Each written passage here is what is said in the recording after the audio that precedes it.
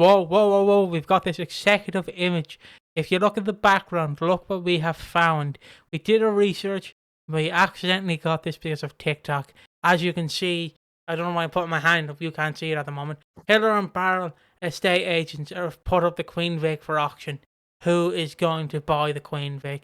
That is what we're here to discuss today. And are you excited, Ash? Who do you think's buying the Queen Vic? I think it's going to be you, but I don't know.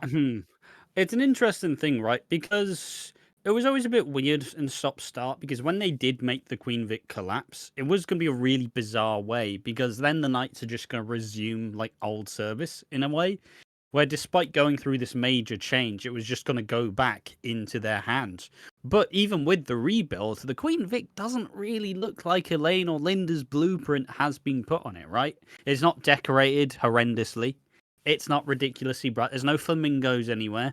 It just looks like the Queen Vic.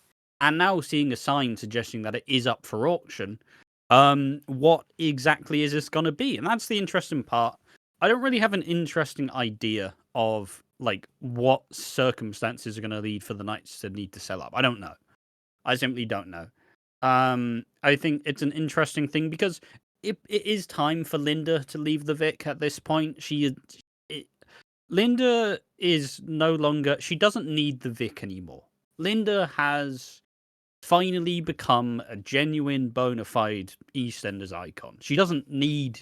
Like Phil. Phil doesn't need the Vic at any point in time anymore. You know? Peggy didn't really need the Vic beyond her time anyways, but she had it because she was just great at it. Like, Linda doesn't need it anymore. I do start to question what Elaine's going to do now because, you know... I mean, surely... To be fair, she should just run the Albert. Honestly, I think that suits Elaine way much more. And then she still gets to be the landlady. I'm in. I'm fully in. Fully in. I've made it. That sounds fantastic. All right, that's fine. I think Anna's probably going to get axed.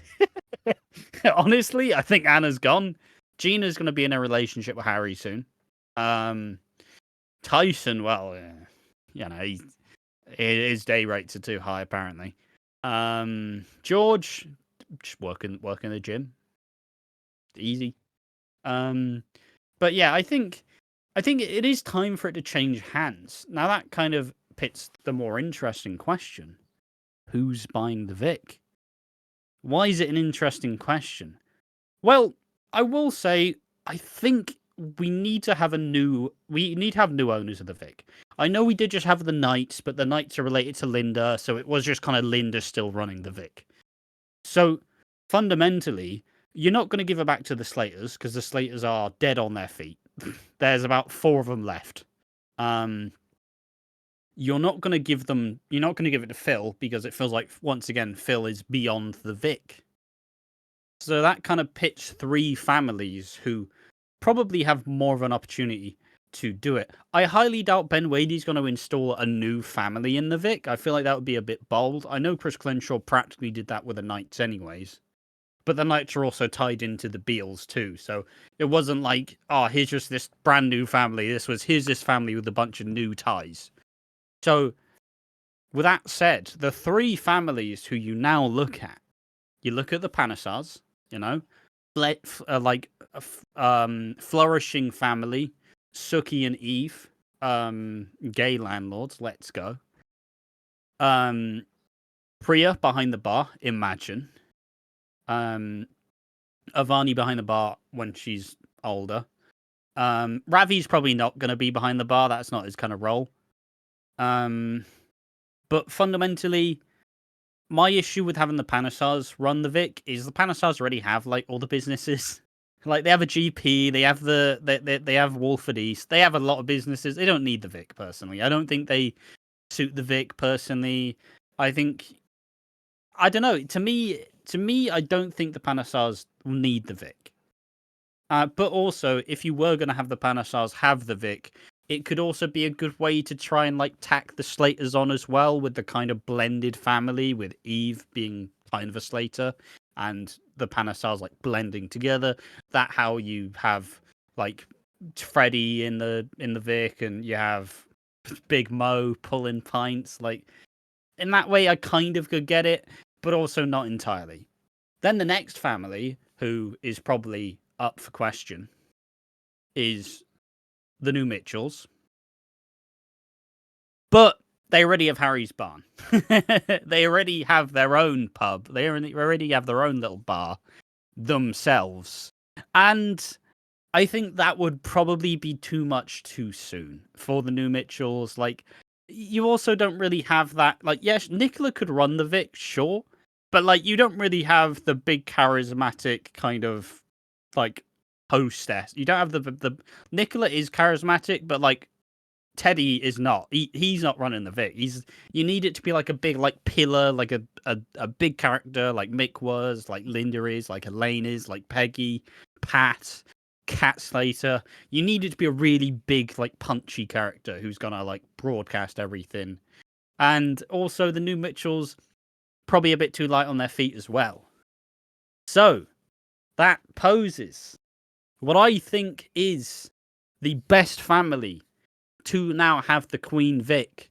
Family who hasn't had it before. I think it's time to get the Brannings and the Trumans into the Vic. Because imagine, look, Max is coming back. We know that for sure. And as Max left, I'm pretty sure he got a bunch of money for selling like his share of Walford East to Ian. And we don't know what he's been doing in his spare time. Jack, he's pretty wealthy. He's a copper and he's a landlord. Absolute scum. No, but he's a copper and a landlord. Denise, over the last couple of years, she owns a salon. She has really built herself up. If we suggested this 3 years ago, no, Denise was not good enough. But now, with the couple of 3 years, the rebuilding of her character, genuinely believe Denise could be landlady the Queen Vic. Fundamentally. And then, you can get Amy behind the bar when she's old enough. You can have Kim. And one thing that I absolutely do love, and it's a character we've not seen in a while, you get Patrick behind the bar. Remember when he was helping out Linda with Alfie? And Patrick was just, like, giving people advice, and it was fantastic. Oh, so you've... Like, I think that would be tremendous. And I think it's the right time. Because, look, the Taylors are gone. They're all fully gone. The Slaters are really slim on their feet. You could also have, like, maybe not Lauren necessarily, but, like, you can also kind of have the Beals in their own way, because Lauren's a part of that family. Penny as well. Get Penny behind the bar. You can then have, like, Peter there if you really want, or Kathy, throw back to 80s where she was behind the bar as well. Like, I don't know, it's the right step up for the Brannings, in my opinion. Because I feel like as much as you have managed to beef up the ranks of the Brannings, you've added Lauren back, you've added Penny, you still need one or two more characters, which I think will come with Max. But also, you need to change the Brannings and the Truman's environment, right? I doubt Yolande would be like serving behind the bar. I highly doubt that. She's in her role at the laundrette. She's nailing it. Like, no need to change that. But like Kim as well, Kim behind the bar. You could even give Howie a job, for fuck's sake. You could even give him something to do. What do you mean? He's a postman. What do you mean?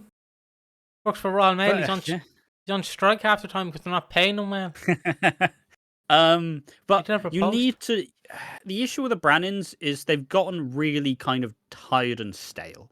Even with adding in these characters, they are all kind of treading the same ground because nobody's really progressed, right? Nobody's really gone forward in the grand scheme of things. You first and foremost, if you're bringing back Max, you're obviously going to want to be...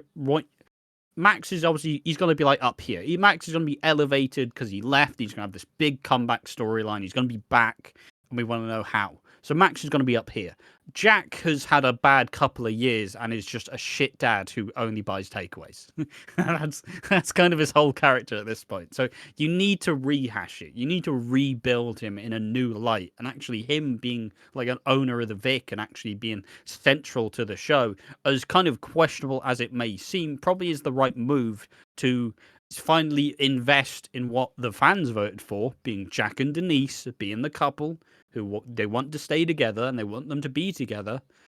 You did a lot of work building up this relationship over the last couple of years.